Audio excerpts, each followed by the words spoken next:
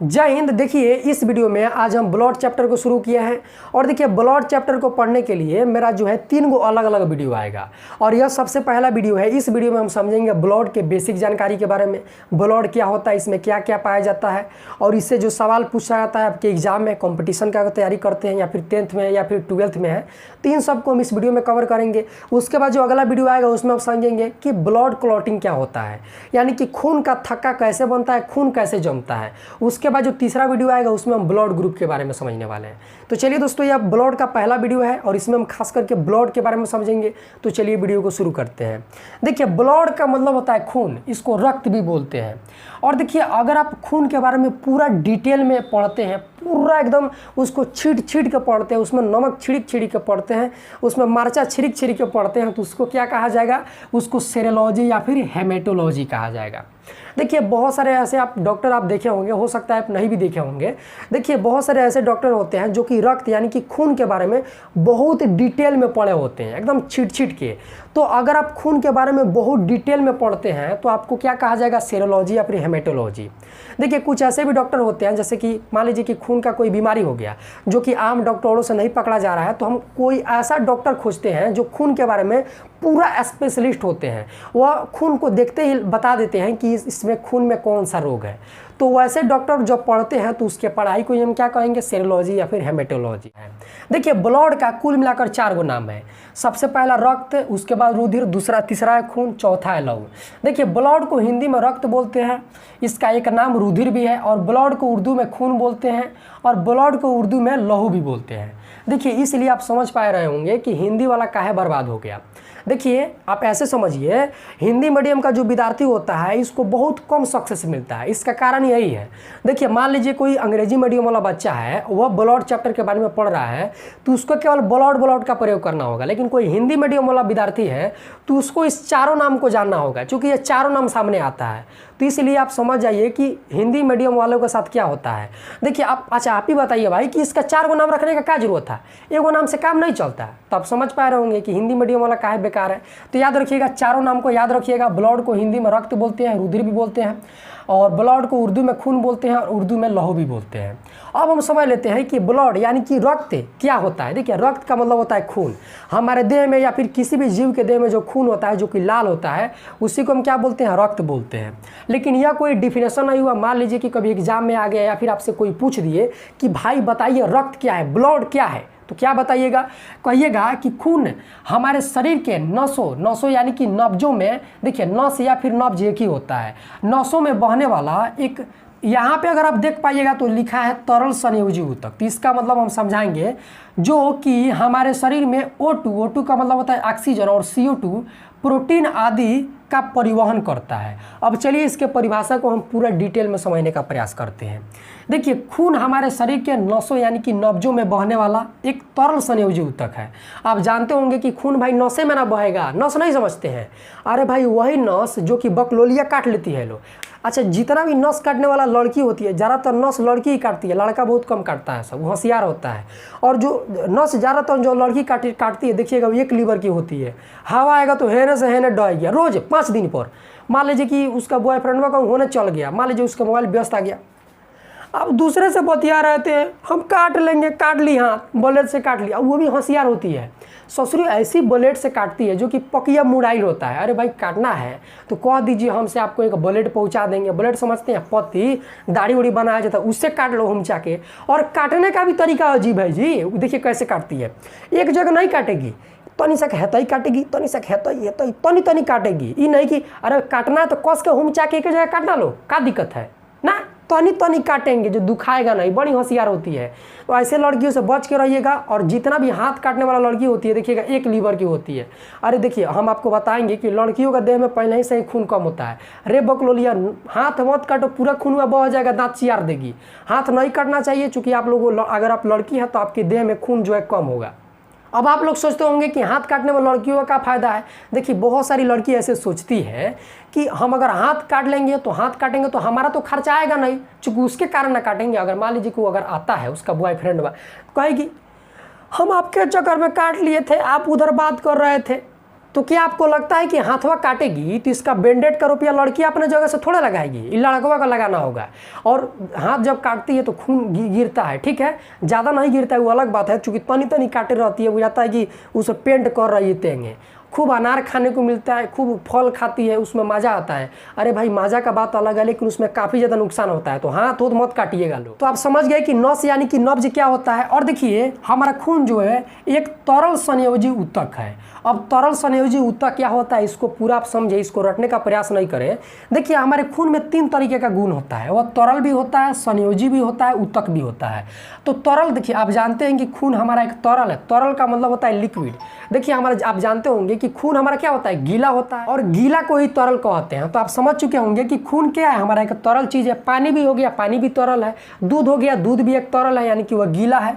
और यह एक ऊतक है। हमारा खून क्या है भाई, तो ऊतक है। ऊतक क्या होता है इसको आप लोग अच्छे से समझ लीजिए। देखिए जब बहुत सारी कोशिका मिलती है तो ऊतक का निर्माण होता है। और देखिए हम आपको बता दिए थे पहले वाली वीडियो में कि हमारे शरीर जो है अरबों खरबों कोशिकाओं से मिलकर बनी है, और हमारे खून में भी बहुत सारी कोशिका होता है। और जब बहुत सारी कोशिका होता है तो उसे क्या कहते हैं, ऊतक कहते हैं। तो चूंकि हमारा खून बहुत ज़्यादा कोशिका से मिलकर बनी होती है, इसलिए हम खून को ऊतक भी कहते हैं। यानी कि खून में हमारा ऊतक का भी जो है गुण होता है।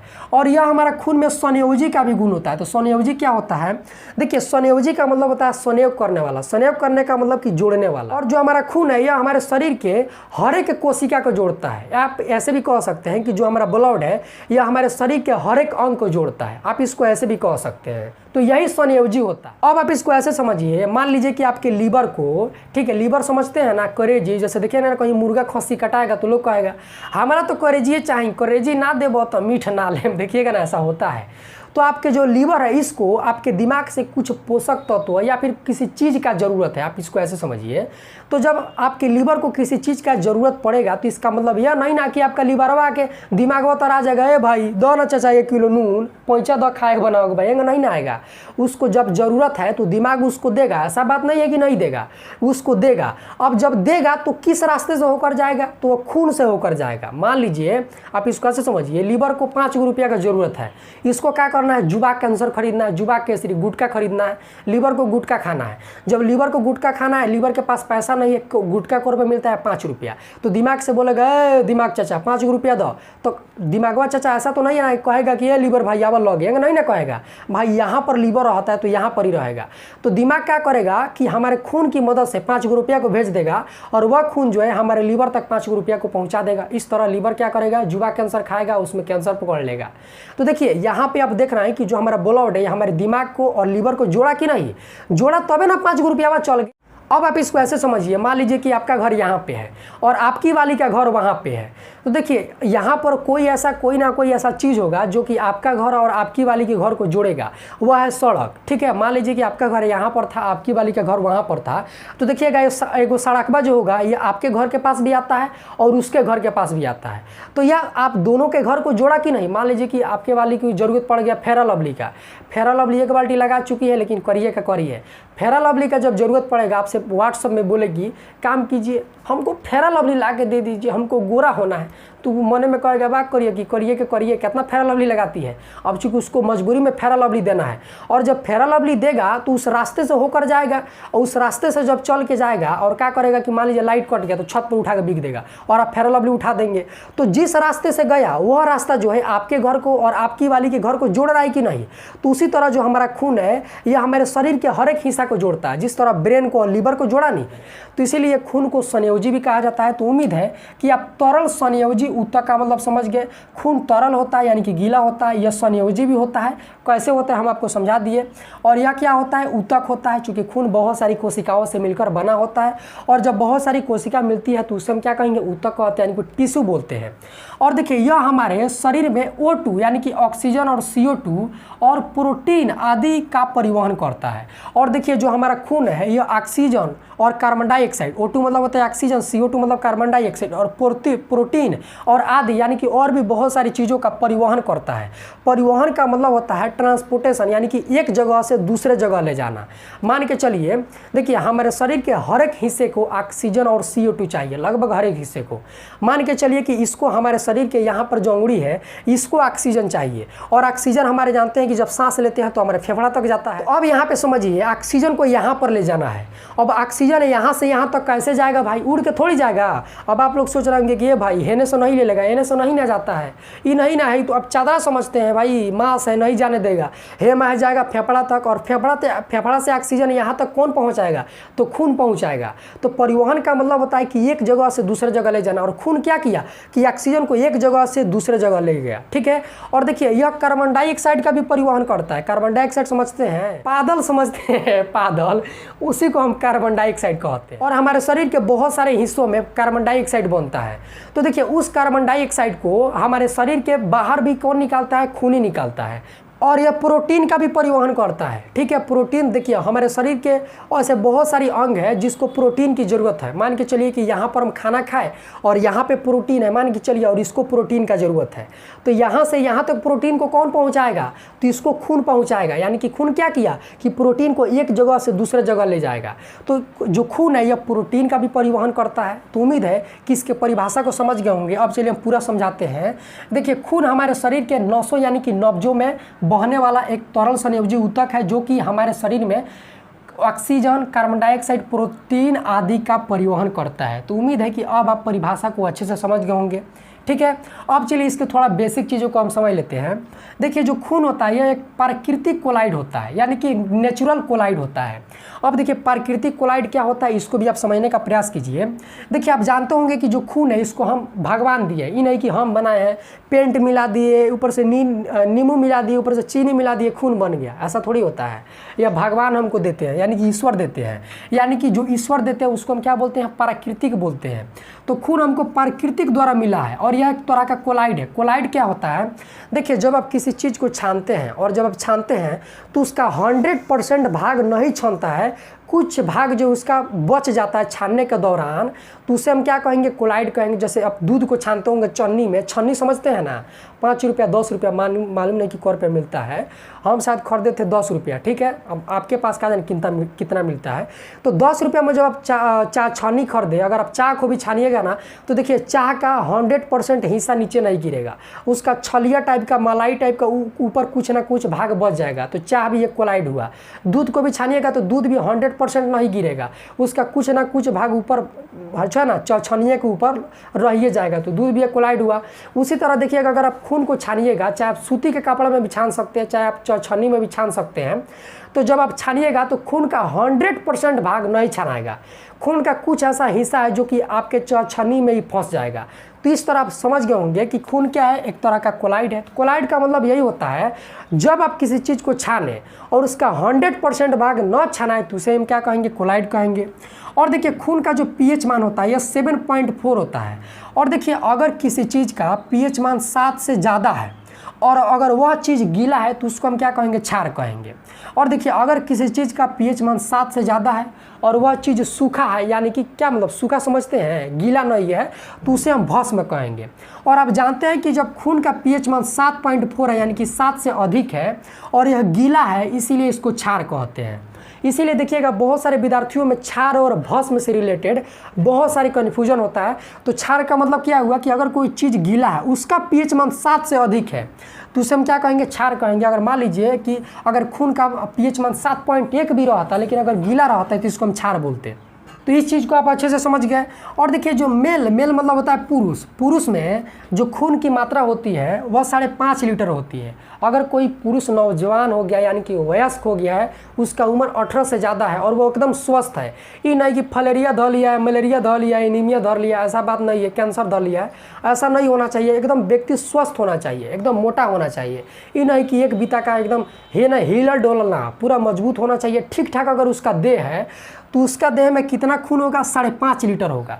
अगर वही कोई फीमेल है यानी कि कोई महिला है और वह एकदम तंदुरुस्त है, ठीक है, ठीक ठाक उसका देह है, उसका भी कोई बीमारी उमारी नहीं है, तो उसके देह में कितना खून होगा, 5 लीटर होगा, अगर उसका एज 18 से ज़्यादा है या फिर 18 साल है। अब हम समझ लेते हैं कि खून का निर्माण कहाँ कहाँ होता है, यानी कि खून का जो फॉर्मेशन है कहाँ कहाँ होता है। देखिए खून 2 जगह बनता है। देखिए किस किस अवस्था में बनता है इसको भी समझ लेते हैं। देखिए जब कोई बच्चा माँ के गर्भ में रहता है, चाहे वो 1 महीने का हो, चाहे 5 महीने का हो, चाहे 9 महीना का हो, चाहे 3 महीना का हो, तो उसे हम भ्रूण कहते हैं। और जब कोई भ्रूण में खून का निर्माण कहाँ होता है, तो याद रखिएगा उस समय भ्रूण में खून का निर्माण कलेजा में होता है। कलेजा मतलब कि लीवर में होता है। जैसे मान के चलिए कि कोई बच्चा है जो कि अपने माँ के गर्भ में है, तो उस बच्चे का खून का निर्माण कहाँ होगा, तो उसके लीवर में होगा, यानी कि कलेजा में होगा। इस बात को आप समझ जाइए। और मान लीजिए कि कोई बच्चा है और वही बच्चा जब मान लीजिए कि जन्म हो गया और वह चलने फिरने लगा, वयस्क हो गया, एकदम दौड़ने लगा, फाटाफाटी करने लगा, टिकोड़ा तूरने लगा, तो उस बच्चे के देह में खून का निर्माण कहाँ होगा, यानी कि खून कहाँ बनने लगेगा।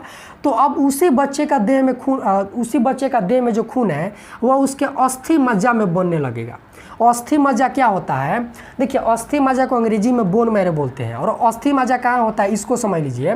देखिए जो बड़ी बड़ी हड्डी होती है, बड़ी बड़ी हड्डी के अंदर आप देखिएगा तो एक तरह का लाल होता है, जाली नुमा संरचना, जाली की तरह रहता है, मकड़ा के जाल के तरह लाल होता है, उसको ही हम अस्थि मज्जा कहते हैं। जैसे आप लोग चिकन या फिर मटन खाते होंगे, चिकन मटन समझते हैं, मुर्गा खस्सी खाते होंगे, तो देखिएगा उसका जो जांग का हड्डी होगा, मोटा मोटा हड्डी, उसके अंदर देखिएगा कुछ के तो उसके अंदर जाली टाइप का भरा हुआ रहता है, लाल देखिएगा उसके अंदर रहता है, उसी को हम अस्थि मज्जा कहते हैं। तो जब कोई व्यक्ति चलने फिरने लगता है, जब कोई बच्चा चलने फिरने लगा, दौड़ने लगा, शादी ब्याह हो गया, ठीक है, वयस्क हो गया, उसका उम्र 18 से ज़्यादा हो गया, या फिर अगर कोई बच्चा 10 साल का भी है, तो उस बच्चे में खून का निर्माण कहाँ हो गया, अस्थि मज्जा में हो गया। तो उम्मीद है कि आप समझ गए होंगे कि खून का निर्माण कहाँ होता है। जब कोई बच्चा भ्रूण अवस्था में रहता है, यानी कि माँ के गर्भ में रहता है, तो उस समय उस बच्चे का खून का निर्माण उसके लीवर में होता है, यानी कि कलेजा में होता है। और जब वही बच्चा चलने फिरने लगता है, ठीक है, वयस्क हो जाता है, अगर 18 साल का हो गया तभी उसका खून का निर्माण अस्थि मज्जा में होगा, यानी कि चाहे बोन मैरो में होगा। या अगर 10 साल का है या फिर 8 साल का भी है, तो चूंकि 8 साल में चलने फिरने लगेगा, तो उस समय भी उसका खून का निर्माण अस्थि मज्जा में ही होगा। हम लोगों का जो खून का निर्माण है यह अस्थि मज्जा में ही होगा। तो उम्मीद है कि आप इस चीज़ को समझ गए होंगे। अब देखिए खून का जो स्टोर है यह कहाँ होता है, स्प्लीन में होता है। बहुत सारे लोग ऐसे समझते हैं कि जो खून जो है यह हमारे हृदय में जमा होता है। अरे भाई, हृदय में अगर खून जमा होना जाए तो दांत चियार दीजिएगा, हार्ट अटैक आ जाएगा। हृदय में खून कभी नहीं जमा होता है। खून कहाँ जमा होगा, याद रखिएगा, स्प्लीन में जमा होगा। स्प्लीन मतलब कि पीलिया, यानी कि तीली में जमा होता है। ठीक है, देखिए स्प्लीन को पीलिया भी बोला जाता है और तीली भी बोला जाता है हिंदी में। ठीक है, अब स्प्लीन कहाँ होता है, देखिए हमारे पेट के यहाँ पे बाएं बगल यहाँ पे रहता है स्प्लीन, यानी कि तीलिया, यानी कि हमारे उदर गुहा के बाएं बगल। देखिए पेट को उदर गुहा बोलते हैं, क्यों बोलते हैं समझिए। देखिए पेट को आप जानते हैं उदर बोलते हैं, और इसको गुहा भी बोला जाता है। गुहा किसको बोलते हैं, जब किसी जीव के शरीर में जहाँ उसका जगह खाली होगा उसको हम गुहा बोलते हैं। और आप जानते हैं कि हमारे पेट में जगह खाली रहता है, तभी तो हम खाना पाते हैं, तो खाना खाते हैं तो जा पाता है। तो अगर यहाँ पे जगह खाली है तो इसको हम गुहा बोलेंगे। और पेट को उदर भी बोलते हैं और इसको गुहा भी बोलते हैं, इसीलिए पेट को कुल मिलाकर उदर गुहा बोलते हैं, इस पूरे वाले हिस्सा को।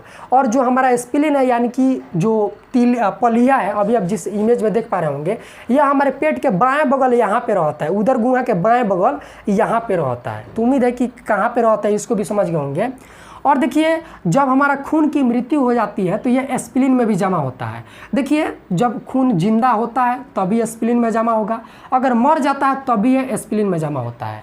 इसीलिए स्प्लीन को जो है खून का कब्र भी बोलते हैं।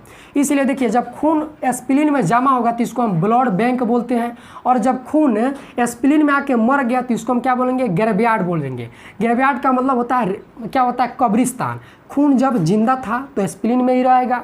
देखिए 5.5 लीटर खून रहता है मेल में, तो 5.5 लीटर खून पूरा नस में नहीं ना रह सकता है, कहीं ना कहीं जमा रहता है। इसीलिए जो हमारा खून है बहुत मतलब ज़्यादातर उसका हिस्सा स्प्लीन में जमा होता है, पूरा हिस्सा नस उसमें नहीं घूमता है, जमा रहता है, स्टोर रहता है। और जब मरता है तब स्प्लीन में ही जाकर जमा होता है।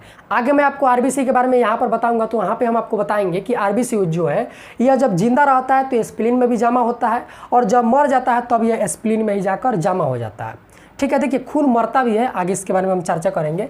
तो स्प्लीन क्या होता है, यानी कि पलिया क्या होता है, आप इसको अच्छे से समझ गए होंगे। स्प्लीन को क्या क्या बोलते हैं, तो इसको ब्लड बैंक भी बोलते हैं और ग्रेवयार्ड भी बोलते हैं। ग्रेवयार्ड का मतलब क्या होता है कि कब्रिस्तान, ठीक है। तो रक्त का कब्रिस्तान किसे कहते हैं, तो स्प्लीन यानी कि प्लीहा को कहते हैं। अब देखिए एक होता है कोलेस्ट्रॉल, और हमारे खून के प्रत्येक डेसीलीटर में, यानी कि 1 डेसीलीटर में हमारे खून में 200 ग्राम कोलेस्ट्रॉल पाया जाता है। और कोलेस्ट्रॉल क्या होते हैं इसको समझ लीजिए। देखिए एक तरह का चिपचिपा पदार्थ होता है जो कि हमारे खून में रहता है, और हमारे खून में इसकी मात्रा कितनी होनी चाहिए, प्रत्येक डेसीलीटर, डेसीलीटर मतलब होता है इतना, एक झप्पन, बड़ा सा झप्पन रहता है, एक झप्पन खून में इसकी जो मात्रा रहती है 200 ग्राम रहती है। और देखिए जब आप कोई खूब तेल वाला चीज़ खाते हैं, खूब चटकार चीज़ खाते हैं, तो उस समय क्या होता है कि कोलेस्ट्रॉल बढ़ जाता है। जैसे आप बादाम खाइएगा, काजू खाइएगा, किशमिश खाइएगा खूब ज़्यादा, तो उसमें कोलेस्ट्रॉल की मात्रा जो है उस समय खूब आपके शरीर में बढ़ जाएगा कोलेस्ट्रॉल का मात्रा। इसीलिए आप देखिएगा, और कोलेस्ट्रॉल इतना खतरनाक चीज़ है जो आपको हार्ट अटैक भी ला सकता है, या आपके ब्रेन हेमरेज भी कर सकता है, इतना खतरनाक है। इसीलिए आप देखिएगा कि गांव की तुलना में जो शहर के लोग हैं उनका हार्ट अटैक और ब्रेन हेमरेज ज़्यादा होता है। क्योंकि आप क्या खाते हैं, चाउमीन ताउमीन, मालूम नहीं कि कंची खाते हैं, ज़्यादा तेल मसाला वाला चीज़ खाते हैं, इसीलिए उनके शरीर में कोलेस्ट्रॉल बढ़ जाता है। और कोलेस्ट्रॉल जो एक तरह का जैसा समझते हैं फेविक्यू की तरह रहता है, अगर इसकी बहुत ज़्यादा मात्रा में हो जाएगा तो आपके जाके हृदय पे चिपक जाएगा और हृदय को नहीं धड़कने देगा, इसीलिए क्या हो जाएगा कि हार्ट अटैक आ जाता है। यार देखिए यह खून में पाया जाता है, हमने आपको अभी बताया। और हमारे जो ब्रेन का नस होता है बहुत पतला पतला होता है, और जब इसमें जब कोलेस्ट्रॉल की संख्या खून में ज़्यादा हो जाती है तो यह हमारे नसों में लगता है फंसने। अगर मान लीजिए कि ब्रेन का नस पतला है, उसमें जाके अगर फंस जाएगा तो खून तो चूँकि जाता है, अब खून का समझते हैं ना कि 120 के स्पीड से जाता है और 80 के स्पीड से आता है। तो खून अगर जा रहा है और अगर नस जाम है, कोलेस्ट्रॉल के कारण जाकर जाम कर दिया है, तब तो प्रेशर मारेगा और वो फट जाएगा। जिस तरह पंपी सेट के बारे में देखते होंगे, गांव में पानी पड़ता है तो कहीं पाइप पे लात पड़ना जाएगा तो पाइप वो फट जाएगा। उसी तरह जब हमारा ब्रेन का नस पतला पतला होता है और उस पर जब कोलेस्ट्रॉल फंस जाता है ना, एक तरह का फेविक्यू का टाइप का होता है, पीला पीला टाइप का होता है, तो जब फंसेगा ना तो क्या होगा कि प्रेशर के कारण नस फट जाएगा। दिमाग का जब नस फटेगा तो इसको क्या कहेंगे, ब्रेन हेमरेज कहते हैं।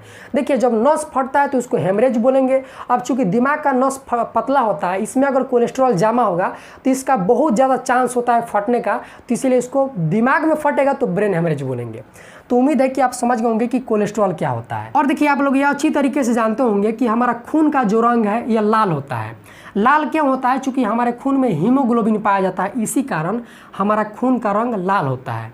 और देखिए बहुत ऐसे जीव है, जैसे कॉकरोच हो गया, तो कॉकरोच का खून लाल नहीं रहता है। मान लीजिए कि कोई मार दिया कॉकरोच का, तो देखिएगा उसका खून उजला रहता है। उजला क्यों रहता है, चूँकि उसके खून में देखिएगा तो हीमोग्लोबिन नहीं पाया जाता है, इसीलिए उसका खून उजला होता है। अभी भी आप कॉकरोच को नहीं समझे, कॉकरोच नहीं समझते हैं, तेलचाट्टा समझते हैं। देखिएगा कि अगर कोई लड़की तेलचाट्टा को देख ली और उसके पास अगर कोई लड़का है, इधर है, ये चिढ़ा जाएगी, पूरा हल्ला मचा देगी, लगेगी चिल्लाने।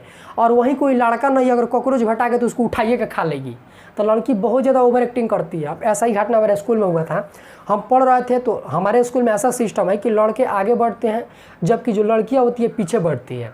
और देखिए पीछे जो है हमारे स्कूल में सांझ का समय हो गया था, ठंडी के समय में थोड़ा अंधेरा हो गया था, तो अंधेरा में जो है कॉकरोच यानी कि तेलचाट्टा रहना पसंद करते हैं। तो उस समय क्या हुआ कि तेलचाट्टा अंधेरे में जब निकला तो एक लड़की देख ली तेलचाट्टा को और लगी चिल्लाने, ऐसे चिल्ला रही थी कि मान लो कि कोई सांप देख लियो, अजगर आके खड़ा, डायनासोर आ गया है, इतना कस के चिल्ला दी। तो क्यों चिल्लाई, इसका कारण आप समझे नहीं समझे, आइए हम आपको समझाते हैं। देखिए उस क्लास में लड़का था, इसीलिए अगर मान लीजिए कि वही तेलचाट्टा उस लड़की के घर में निकल जाती है और उस समय वहाँ पे कोई लड़का नहीं रहता, खा जाती थी, तेलचाट्टों को खा जाती। तो ये सब ढोंग बनाने का तरीका है। तो आप समझ गए हैं कि तेलचाट्टा का खून उजला क्यों होता है, क्यों होता है, चूँकि उसमें हीमोग्लोबिन नहीं पाया जाता है। हमारे खून में हीमोग्लोबिन पाया जाता है। और देखिए हीमोग्लोबिन का एक मात्रा भी होता है, उसको समझ लीजिए। देखिए अगर कोई पुरुष है यानी कि कोई मेल है, तो उसके खून के प्रत्येक डेसीलीटर में कितना हीमोग्लोबिन होगा, तो 14 ग्राम हीमोग्लोबिन होगा। मेल का मतलब होता है पुरुष यानी कि नर, ठीक है। देखिए नर और मादा में बहुत कन्फ्यूजन होता है, ये भाई हमसे भाई थोड़ा सा इससे दूर हम रहते हैं नर और मादा का, क्योंकि यहाँ पर हम बहुत सारे लोगों के बीच में हम ही फंस गए थे। हमको एक आदमी पूछा कि नर की मादा, तो हम समझे, देखिए ना नर में सबसे पहले नौ है, तो नौ का मतलब होता है नारी, नौ से नारी चालू होता है, तो हमको लगा नर मतलब नारी होता है। और मादा में सबसे पहले म है, तो म मतलब मर्द होता है, तो हमको लगा कि हम मादा हैं, मादा बोल दिए, सब लगा सब हंसने। अरे भाई ये कॉन्सेप्ट मत लगाइएगा। मादा मतलब होता है महिला और नर मतलब होता है हम लोग, ठीक है, मर्द पुरुष, तो ये कन्फ्यूजन में मत रहिएगा। और अगर कोई महिला यानी कोई फीमेल है तो उसके एक झपन खून में 13 ग्राम जो है हीमोग्लोबिन रहता है, और कॉकरोच के खून में तो हीमोग्लोबिन रह ही नहीं पाता है, ठीक है। आप लोग अगर मान लीजिए कि कोई गलती से मुँह गया है तो देखिएगा उसका खून में उजर रहता है, उजर कहाँ रहेगा, हीमोग्लोबिन नहीं पाया जाता है। पुरुष के शरीर में 5.5 लीटर खून होता है। अगर कोई पुरुष 18 साल का है, एकदम स्वस्थ है, या फिर 18 साल से ज़्यादा है, तो उसको कोई बेरमतिया तरमतिया नहीं है, जोंटिस वोंटिस नहीं है, स्वस्थ है, तो नहीं तीन है कि एक लीवर का हो, लीवर तो एक ही रहता है, एक लीवर का मतलब बिहार में दूसरा कुछ होता है। और अगर कोई महिला स्वस्थ है यानी कि खूब मतलब ठीक ठाक है, उस वयस्क हो गई है यानी कि उसका उम्र 18 है या फिर 18 से ज़्यादा है, तो उसके शरीर में 5 लीटर खून होगा। यानी कि यहाँ पे आप देख रहे हैं कि यहाँ पे आधा लीटर खून जो है पुरुष के मुकाबले महिला में कम होता है, कम है। अब क्यों है इसके कारण समझिए। देखिए यहाँ पे आप हीमोग्लोबिन का हम आपको कॉन्सेप्ट समझाए, खून में हीमोग्लोबिन रहता है।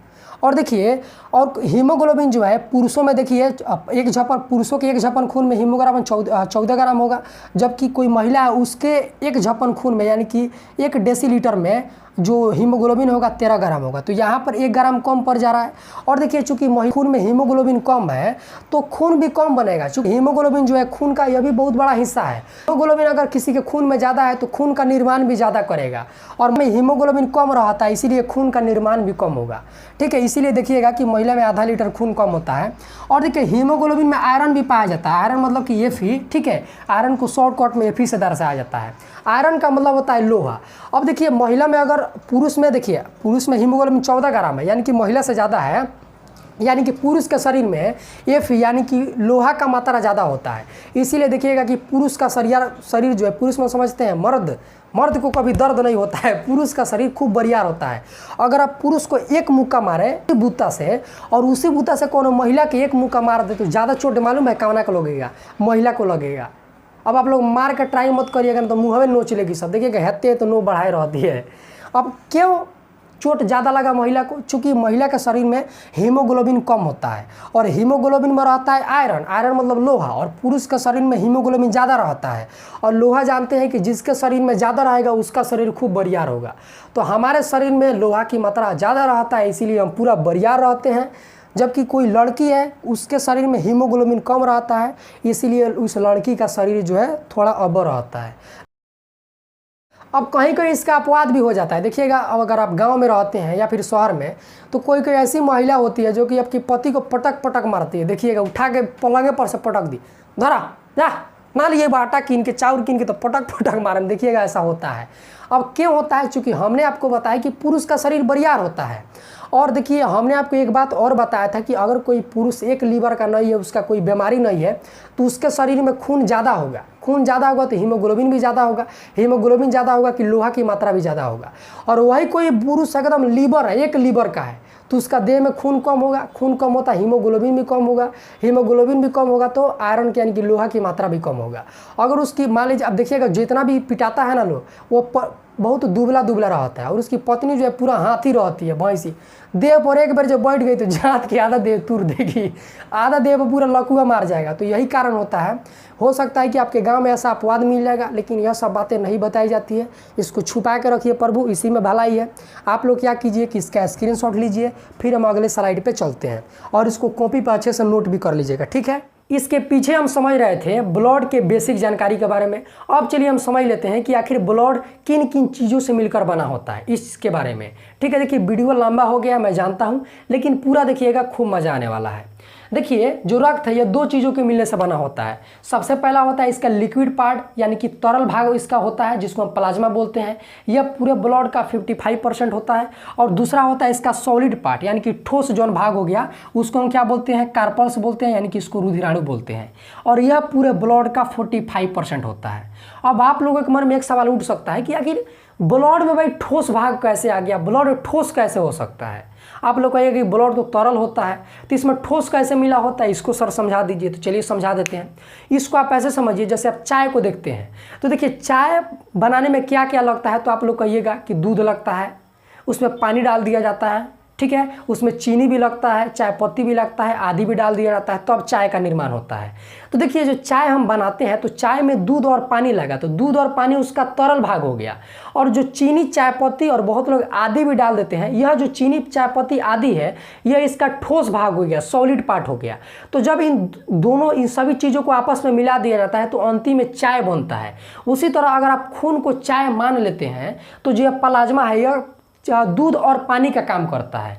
और यह जो आप रुधिराणु देख रहे हैं, यह अगर आप खून को चाय मानते हैं तो यह चाय पत्ती, चीनी और आदि का काम करता है।